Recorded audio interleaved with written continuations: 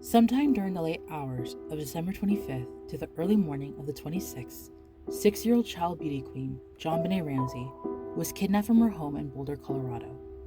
Her body was later discovered in the home's basement 7 hours after she had been reported missing.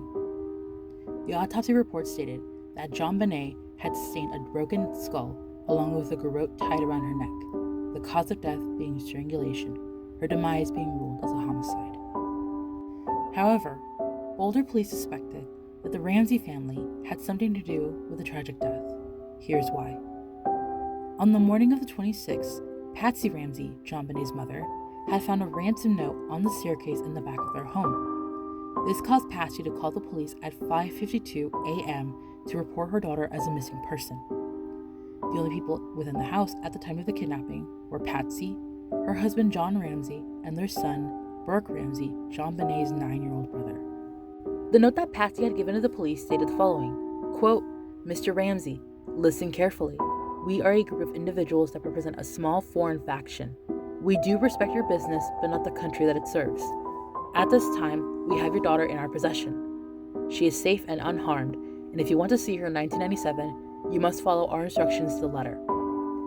You will withdraw $118,000 from your account. $100,000 will be in $100 bills, and the remaining $18,000 in $20 bills." End quote. That specific amount of money was very odd because John Ramsey pointed out that it was nearly identical to his Christmas bonus that he had received the year prior. Another excerpt from the note states, quote, "The two gentlemen watching over your daughter do not particularly like you, so I advise you not to provoke them. Speaking to anyone about your situation, such as police, FBI, etc., will result in your daughter being beheaded. You can try to deceive us, but be warned that we are familiar with law enforcement countermeasures and tactics. You stand a 99% chance of killing your daughter if you try to outsmart us. Follow our instructions and you stand a 100% chance of getting her back." End quote. The note was signed SBTC, a name which still remains a mystery to this day.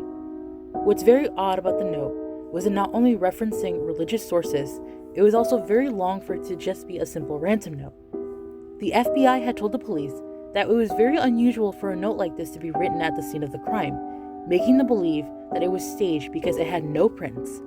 No prints, except for that of Patsy and the authorities who handled it. When investigating the note even further, the authorities discovered that it was written with stationery found inside of the Ramsey home. It brought suspicion onto the sincerity of the note. There have been theories that Patsy could have written the note herself while her husband staged the placement of the body as a way to cover up the death. Moving on from the note, autopsy revealed while JonBenét had died from strangulation, there had been evidence of assault as there were injuries around the genital area. During the time of the autopsy, pathologists recorded that it had been wiped clean, resulting in it being homicide. The reports also revealed that JonBenét had consumed pineapple hours before her death, as photo evidence taken on the day of her death showed a bowl of pineapple on the kitchen table. The police reported that Burke Ramsey's fingerprints were on the bowl, but both parents claimed that their son had slept through the whole night. The only time he woke up was when the police had arrived. Odd, isn't it?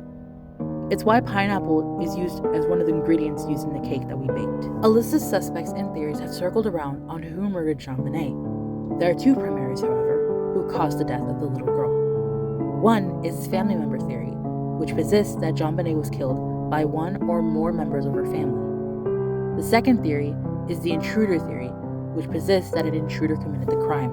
One of the suspects correlating to the second theory is Bill McReynolds, a friend of the Ramseys.